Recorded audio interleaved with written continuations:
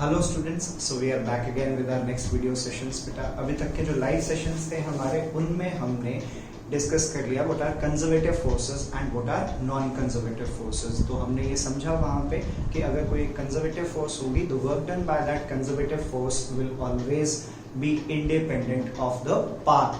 Path independent होगा, सिर्फ और सिर्फ किसके ऊपर डिपेंड करेगा? इनिशियल और फाइनल पोजीशन के ऊपर डिपेंड करेगा। लेकिन वही अगर यही चीज हम नॉन कंजर्वेटिव फोर्स के लिए बात करेंगे तो नॉन कंजर्वेटिव फोर्स के लिए क्या हो जाएगा बेटा? Work done is dependent on the path taken by the object. Work done by the conservative force will be dependent on the path taken by the object. ठीक है, अब आज का सेशन जो है हमारा, उसके अंदर हम लोग डिस्कस करेंगे स्प्रिंग फोर्स के बारे में। We will discuss about spring force और work done by a spring force.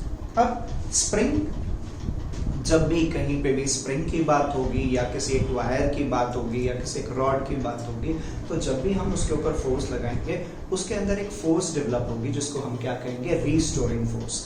और रीस्टोरिंग फोर्स जो है वो ऑलवेज क्या होगा? Restoring force acting on object is always opposite to the applied force. जैसे फॉर एग्जांपल देखते हैं, समझने की कोशिश करते हैं। एक हॉरिजॉन्टल स्मूथ सरफेस है। ये क्या है? एक हॉरिजॉन्टल स्मूथ सरफेस है। यहाँ पे मैं दो केसेस दे रहा हूँ। एक केस क्या कि जब इसको मैंने स्ट्रेच किया, ये इसकी इक्विलिब्रियम पोजीशन है। ये जो फर्स्ट केस है ये क्या है? x इज इक्वल टू 0 लिया हमने, ये इसकी इक्विलिब्रियम पोजीशन है। और इस केस में क्या किया हमने? यहाँ पे फोर्स अप्लाई की। तो स्प्रिंग फोर्स कैसी होगी बेटा? ऑपोजिट। स्प्रिंग क्या करने की कोशिश करेगा? अपने आप को रीस्टोर करने की कोशिश करेगा, अपनी ओरिजिनल पोजीशन को रीगेन करने की कोशिश करेगा। ऐसे ही मैंने यहाँ पे क्या किया? इस केस में क्या किया है? यहाँ पे तो क्या किया? इसको स्ट्रेच किया गया, यहाँ पे इसको कंप्रेस किया गया। मैंने फोर्स ऐसे लगाई, तो अप्लाइड फोर्स ये है और ये क्या हो जाएगा? Spring force. तो स्प्रिंग फोर्स क्या हो गया? Spring force is a variable force. पहली चीज, स्प्रिंग फोर्स कैसी फोर्स है बेटा? वेरिएबल फोर्स है। It is a conservative force. अभी प्रूफ करेंगे हम लोग कि कंजर्वेटिव फोर्स कैसे है। ठीक है, और स्प्रिंग फोर्स को क्या कहेंगे? The restoring force developed in a spring when a force is applied on it. तो स्प्रिंग फोर्स क्या हो गया? The restoring force of a spring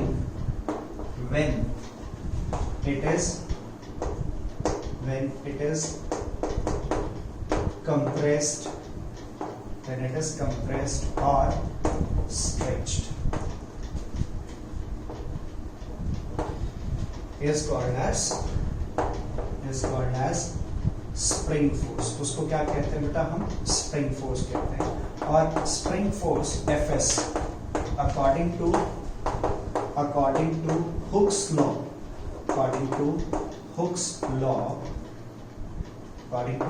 law, जो Fs है वो किसके प्रोपोर्शनल होगा? x के। Fx जो है वो किसके प्रोपोर्शनल होगा? x के। यहाँ पे ये xm ले लिया हमने, या इधर ये इक्विलिब्रियम पोजीशन से इधर ये वाला पार्ट क्या हो गया? xm। इस केस में ये xm क्या है? इलोंगेशन है। और ये xm क्या है? This is the compression. ये क्या है? कंप्रेशन है। सो रीस्टोरिंग फोर्स किसके प्रोपोर्शनल है? x के प्रोपोर्शनल है। यानी कि जैसे जैसे आप इसको और स्ट्रेच करते जाओगे वैसे वैसे क्या होगा? स्प्रिंग फोर्स बढ़ेगी। तो ये कैसी फोर्स है? It is a variable force.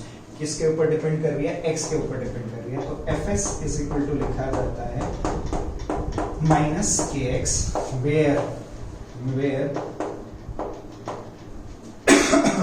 k is the proportionality constant। k क्या है? proportionality constant है, where k is the proportionality constant, और spring constant। ठीक है, स्प्रिंग कांस्टेंट है। यूनिट क्या हो जाएगी? k इज इक्वल टू क्या आ गया? Minus Fs upon x। And when x is equal to 1 metre या सेंटीमीटर है, when x is equal to 1 centimetre और 1 मीटर, तो k किसके इक्वल हो जाएगा माइनस। तो spring constant of a spring constant of a spring क्या आ गया? Spring constant of a spring is the force required to produce unit elongation और यूनिट कंप्रेशन। स्प्रिंग कांस्टेंट क्या आ गया? स्प्रिंग कांस्टेंट क्या आ गया? It is the force which is required to produce unit compression और unit elongation in the spring. किसी भी स्प्रिंग के अंदर जो यूनिट कंप्रेशन है या यूनिट इलोंगेशन है उसको प्रोड्यूस करने के लिए जो फोर्स होगी उसको क्या कहेंगे हम लोग? That will be called as spring constant. It's SI unit is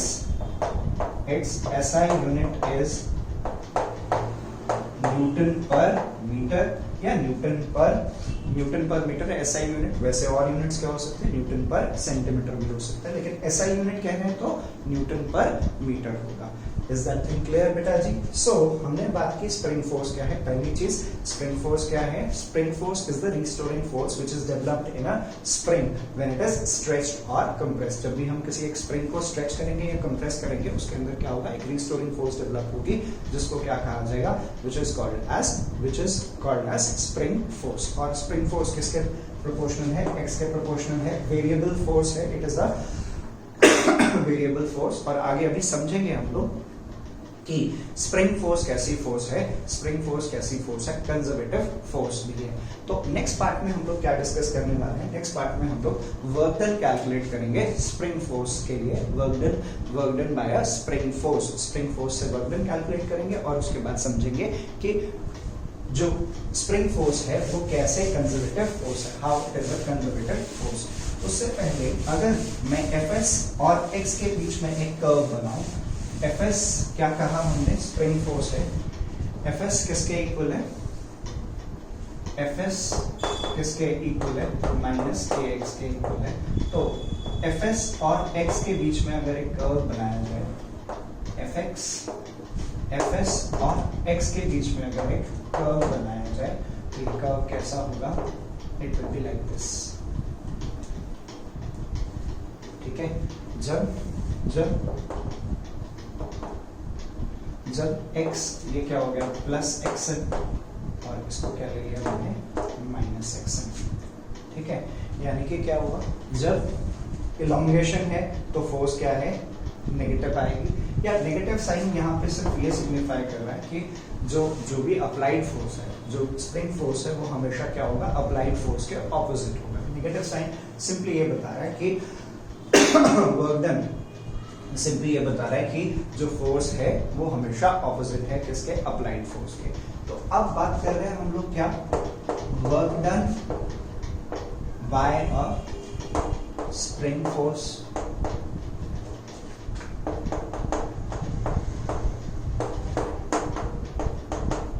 Let the spring is elongated by a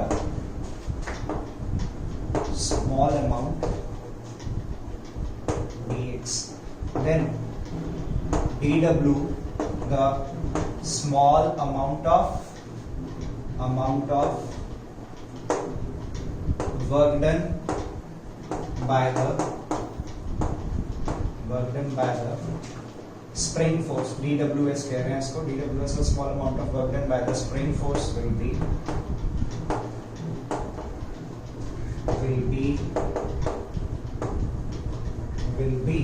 क्या होगा? dws is equal to क्या हो गया? fs dx। then और fs किसके इक्वल है? fs किसके इक्वल है? माइनस kx के इक्वल है। तो dws is equal to minus kx dx। For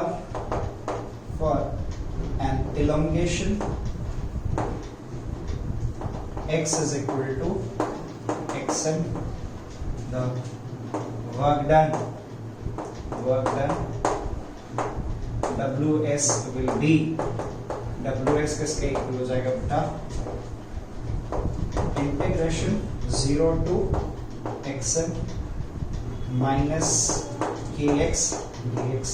ये क्या आ जाएगा? माइनस के बाहर आ गया 0 to xn x dx। X D x, W x क्या आ गया माइनस के, एक्स का इंटीग्रेशन करेंगे तो क्या आ जाएगा एक्स स्क्वायर बाय 2, लिमिट क्या हो जाएगी 0 टू एक्स, डब्ल्यू एक्स क्या आ गया, W x is equal to क्या आ गया minus k x m square upon 2. So work done by the spring force is k xm square upon 2. ठीक है, और अगर ध्यान दें हम वर्क डन जो है इस जो कर्व है इसका एरिया भी हो सकता है, ये जो ट्राइंगल ले रहे हैं आप इसका एरिया क्या होगा, work done by the spring force. The area under this curve will be the work done by the spring force. और एक और चीज बोली थी हमने कि अगर कोई फोर्स कंजर्वेटिव होती है तो उसके लिए वर्क डन किसके इक्वल होता है minus of the change in potential energy या नेगेटिव ऑफ पोटेंशियल एनर्जी होगा, या पढ़ा था हमने. तो potential energy of a spring क्या हो जाएगी, potential energy of a spring वो समझ लेते हैं.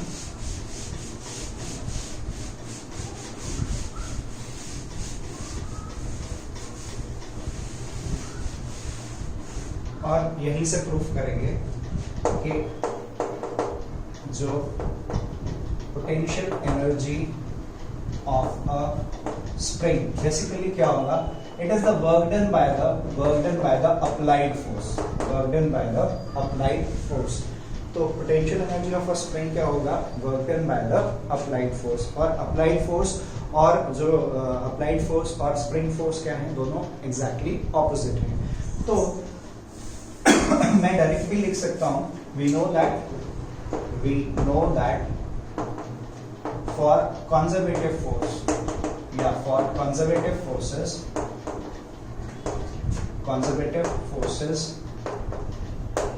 वर्क डन क्या होगा, work done is equal to negative of delta U, पढ़ा था नेगेटिव ऑफ डेल्टा यू. या अभी हमने work done by spring force क्या लिखा हमने, work done by spring force क्या था minus half k x m square is equal to minus delta U, negative से नेगेटिव कैंसिल.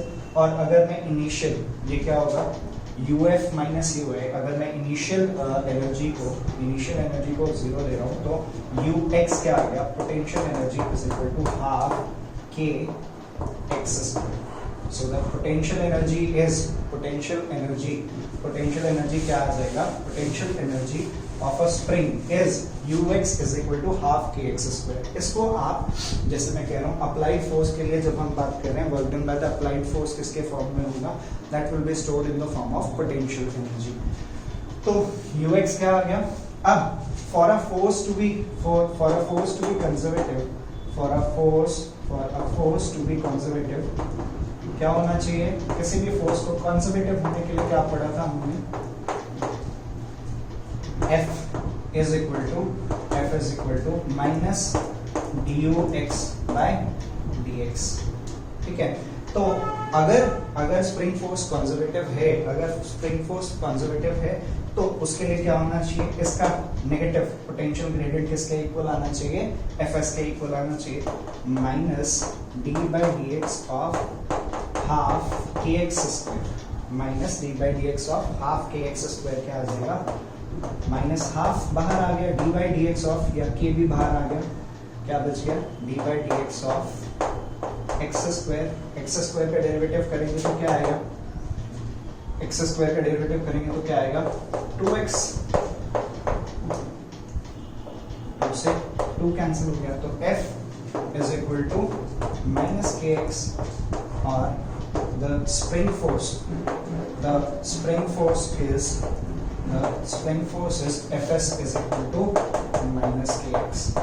यानी कि स्प्रिंग फोर्स किसको फॉलो कर रही है, spring force is following this expression. Spring force किसी भी स्प्रिंग के लिए जो स्प्रिंग फोर्स है वो किस रिलेशन को फॉलो कर रही है, F is equal to minus du by dx. और यहाँ पे हमने डायरेक्ट लिख दिया है कि potential energy of the spring is half kx square. मैं इसको जब जैसे बात कर रहा हूँ या पहले भी बताया कि work done by the applied force, work done by the applied force is equal to, जैसे spring force minus k x है, F S is equal to क्या है माइनस के एक्स है, तो अप्लाइड फोर्स क्या हो जाएगी एफ इज इक्वल टू के एक्स। तो ऑब्वियस सी बात है कि माइनस के एक्स के लिए वर्क डन नेगेटिव है, तो प्लस के एक्स के लिए वर्क डन क्या हो जाएगा पॉजिटिव आ जाएगा।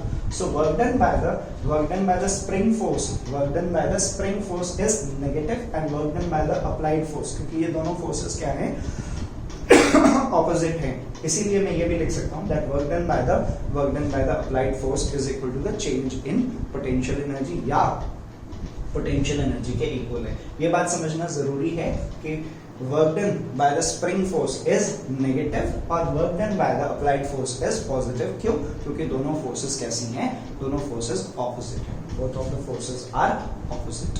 ठीक है बेटा, दोनों की दोनों फोर्सेस कैसी हैं ऑपोजिट हैं। तो ये हमने समझ लिया कि what is spring force, what is work done by a spring force and what is the potential energy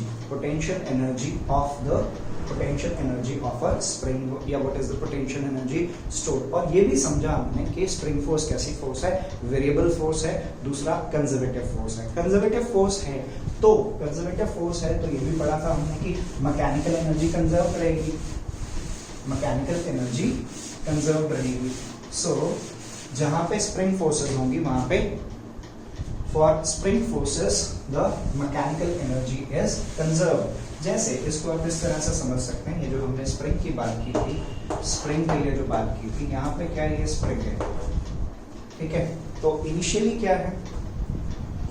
क्या है जो एनर्जी है, एनर्जी जो होगी, जैसे हम इसको स्ट्रेच करेंगे इसको, तो जैसे दो चीजें हो सकती हैं, इक्विलिब्रियम पोजीशन और एक्सट्रीम पोजीशन, इक्विलिब्रियम पोजीशन और एक्सट्रीम पोजीशन। जब मैं इसको स्ट्रेच कर दिया कंप्लीट, तो सारी की सारी एनर्जी किस फॉर्म में होगी, सारी की सारी एनर्जी किस फॉर्म में होगी, when it is at the extreme position, मतलब मैक्सिमम इलोंगेशन है या मैक्सिमम कंप्रेशन है, उस केस में सारी की सारी एनर्जी किस फॉर्म में होगी, that will be in the form of potential. और जब ये इक्विलिब्रियम पे है तो सारी की सारी एनर्जी क्या होगी, सारी की सारी एनर्जी क्या होगी, that will be in the form of kinetic energy, क्योंकि इक्विलिब्रियम पोजीशन पे जो elongation है वो जीरो होगा।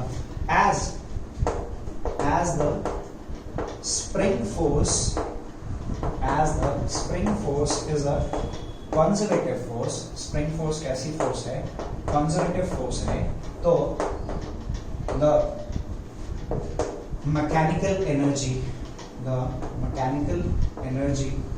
of the system, mechanical energy of the system is conserved, mechanical energy of the system is conserved। यानी कि अगर मैं कहूं E at equilibrium position और E at extreme position, यानी कि एक्सट्रीम पोजीशन का मतलब हो गया बच्चे, एक्सट्रीम पोजीशन का मतलब हो गया जब मैक्सिमम इलोंगेशन है या मैक्सिमम कंप्रेशन है। तो जैसे बताया आपको कि जब इक्विलिब्रियम होगा तो सारी की सारी एनर्जी किस फॉर्म में होगी, सारी की सारी एनर्जी किस फॉर्म में होगी, काइनेटिक के फॉर्म में होगी। और जब एक्सट्रीम पोजीशन है तो सारी की सारी एनर्जी किस फॉर्म में होगी, पोटेंशियल के फॉर्म में होगी। यानी कि यहाँ पे क्या आ गया, हाफ सारी की सारी एनर्जी किस फॉर्म में है, पोटेंशियल काइनेटिक के फॉर्म में, तो हाफ m vm स्क्वायर, और एक्सट्रीम पोजीशन पे सारी की सारी एनर्जी किस फॉर्म में है, पोटेंशियल के फॉर्म में, हाफ से half cancel.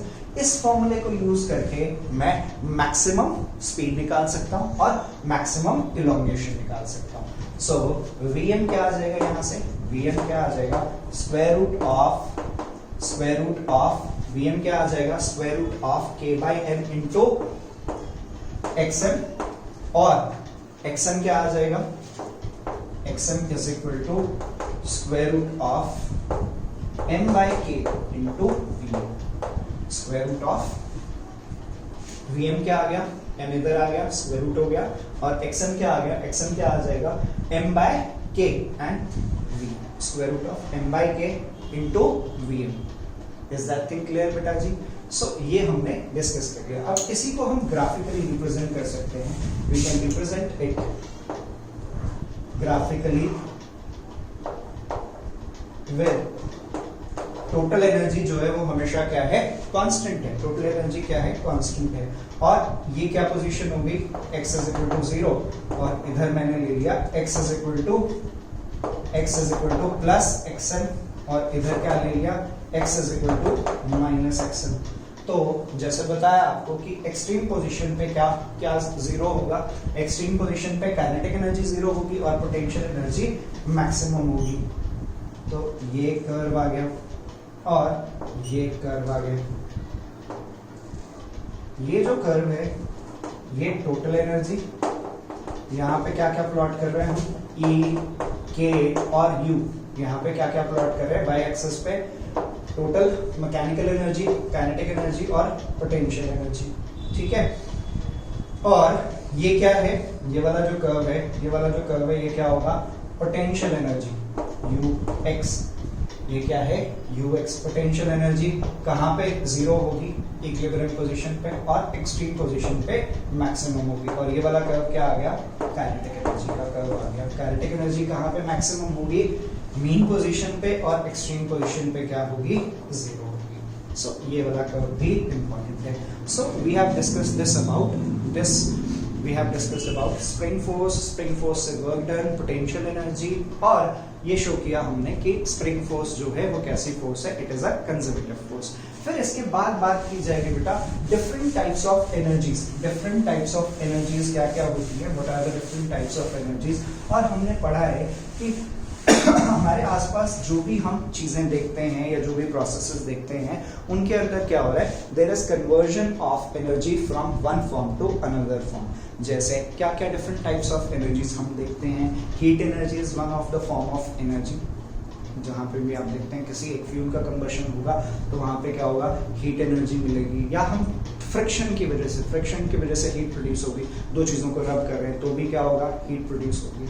So heat is one of the form of energy. और जो भी हम प्रोसेसेस देखते हैं अपने आसपास उनके अंदर क्या हो रहा है, there is conversion of energy from one form to the another form. There is conversion of energy from one form to another form. जैसे कि इलेक्ट्रिकल एनर्जी है। अब आपका घरों के अंदर हमारे इलेक्ट्रिकल फैन है, इलेक्ट्रिकल फैन के अंदर क्या हो रहा है, आपने इलेक्ट्रिकल एनर्जी दी और वो इलेक्ट्रिकल एनर्जी किस में कन्वर्ट होगी, फैन की काइनेटिक एनर्जी में। और वो काइनेटिक एनर्जी फैन की जो है उसकी वजह से क्या प्रोड्यूस हो रहा है, विंड या एयर, ठीक है, जो रूम के अंदर एयर है वो उसको क्या कर रहा है, मूव कर रहा है, ठीक है। सो इस तरह से conversion of energy from one form to another form. जैसे केमिकल एनर्जी है, जैसे ग्रीन प्लांट्स जो हैं वो क्या करते हैं, फोटोसिंथेसिस की हेल्प से, with the help of photosynthesis वो क्या करते हैं, ग्रीन पिगमेंट्स हैं उनके अंदर क्लोरोफिल, और वो क्या करते हैं, एनर्जी स्टोर करके रखते हैं, chemical energy with the help of सन।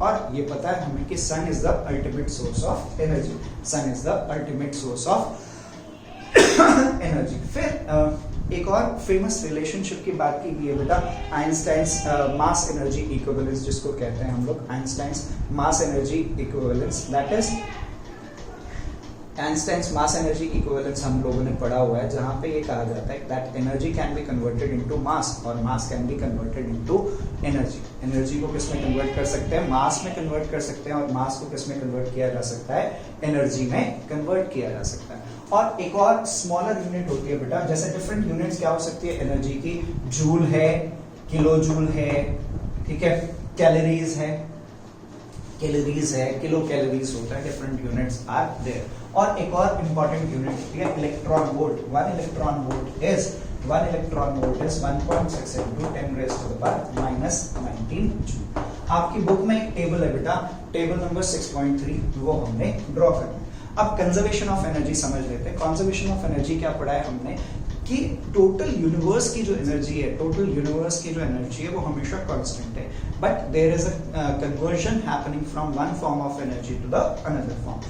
हमेशा क्या हो रहा है कि एक फॉर्म से एनर्जी किस में कन्वर्ट होगी, दूसरे फॉर्म के अंदर कन्वर्ट हो रही है। That conversion takes place continuously. ये कन्वर्जन हमेशा होते रहते हैं हमारे यूनिवर्स के अंदर। तो that is conservation of energy. ठीक है, तो टेबल है एक आपकी बुक के अंदर, जैसे बताया मैंने आपको, टेबल नंबर 6.3, इसको पढ़ना है। इसमें बताया गया कि डिफरेंट फॉर्म्स ऑफ एनर्जीज क्या हैं, कितनी अमाउंट ऑफ ऑर्डर क्या है एनर्जी का, कितनी अमाउंट ऑफ एनर्जी हमें अपने आसपास दिखेगी। और law of conservation of energy, law of conservation of mechanical energy different है। Law of conservation of mechanical energy या मैकेनिकल एनर्जी कब कंजर्व होगी, जब वहां पे सिस्टम के ऊपर कैसी फोर्सेस हैं, सिर्फ और सिर्फ कंजर्वेटिव फोर्सेस हैं।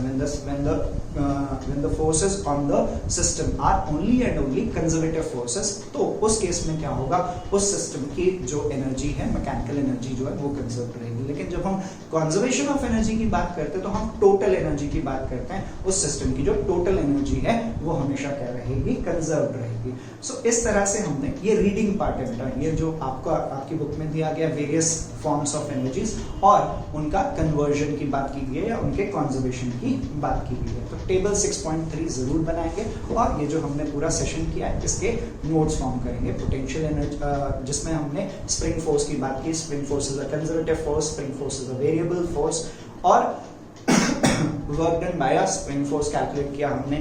फिर हमने potential energy of a spring की बात की और हमने ये प्रूव किया कि जो स्प्रिंग फोर्स है वो कैसी है, it is a conservative force. ठीक है बच्चे, बहुत अच्छे से देखेंगे इस वीडियो को और कंप्लीट करेंगे नोट्स एंड जो टेबल बताया आपको, टेबल 6.3। थैंक यू बेटा।